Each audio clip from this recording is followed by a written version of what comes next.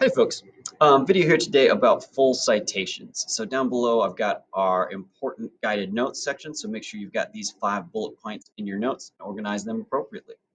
So let's start off with number 1, that importance. So why is it important to know how to do a citation and know what a citation is? Well, number 1, it's going to add credibility to your argument.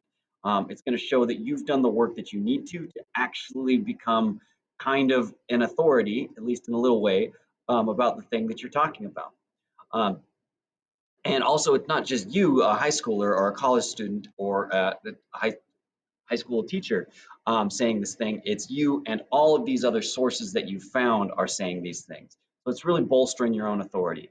It's also adding that transparency to your readers. It's really important when you're reading something on the internet or anywhere to be able to say, where is this person's information coming from? And that's what you're doing when you're adding citations. You're saying like, hey, go check me out, right?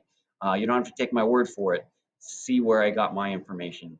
And then lastly, it gives credit where credit is due to those other people who have done work and have done research and have done journalism in regards to a topic. You need to give them credit for doing that work. You can't just take it as your own and say, hey, thanks. No, we should let people know, like, I got this information. Go check them out if you'd like. All right, so let's take a look at an example of a works cited page here.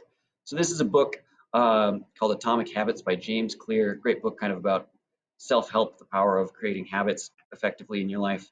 And if we look at the end of his book, we've got acknowledgments, notes. Here we go. So he doesn't call them works cited page, but he calls them notes.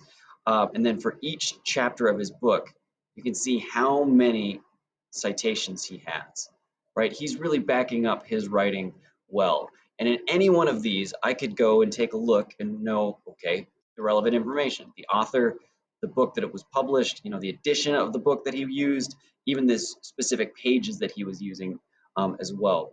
And that's for every time he pulls in information that's not out of his brain.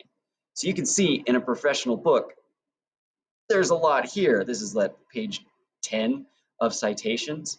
And so that should be a good check for you to say, if you grab a book, if you grab any piece of information that's nonfiction and it doesn't have a page or a reference list like this, throw that book away. That is not a good book.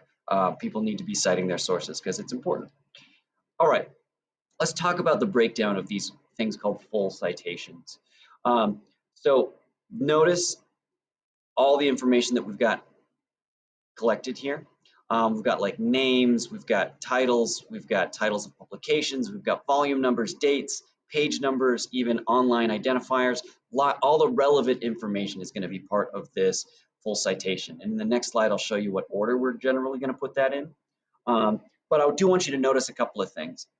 Notice how the first author's name is inverted, right? Because I want their last name to be first. So this guy's name is Alvaro Alonso. And so I invert that. So the first letter is the first letter of the last name. And then any subsequent authors, you can just put their name regularly. Also, I've got this article title and it's in quotation marks. So smaller works like articles, chapters, song titles, episodes of a TV show, those are all like single things within a larger unit. Those will get quotation marks, and longer works will get italics. So like books or publications, names of magazines or websites, those can get italics, just so we can tell the difference between a short work and a longer publication. All right, so to build that full citation, we've got a list like this. So this is the order of things that you're generally going to put every MLA citation that you create. Author, title, container, and the container just means where you found this. Was this located in a magazine? Was this a website? Was this a book? Wherever the thing that you read was located, that's their container. Other contributors, like if they have a translator or an editing physician looking over some medical research, that would be other contributors. Version and number for print publications, I definitely want to know who published it because that's kind of like who is owning this information, when it was published, and where it was published, if you can. So a lot of times that'll be the URL on a website. And when you're doing that, I want you to do location and the date you accessed this. I'll show you that in the next slide. If you can't find any of these things, just leave it out, move on to the next thing. But really do work. Most places have publishers, most places have containers, and they better have at least titles, if not authors. All right, but sometimes you come across a work that doesn't have an author, and I want you to notice something here. We just leave out that author, right? And then I go right into the article title of what I'm reading. I still have everything else. So the containers of the United States Census Bureau, I've got the location where I accessed it, I've got the access date.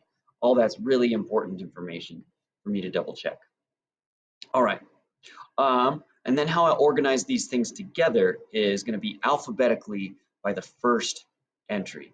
Let me show you what I mean by that. So if I can pull it up. So if we take a look at this works cited page, I want you to notice that the first letter of each of these entries is in alphabetical order. So D, E, G, right? There's no first name or last name because there's no author listed. There's a G, H, and then I here. I'm not going to use those articles. So a, an, or the. I'm going to go to the next most relevant word and then just order things alphabetically here so they're easy to find. And I think that's it. You're going to try this out on your own.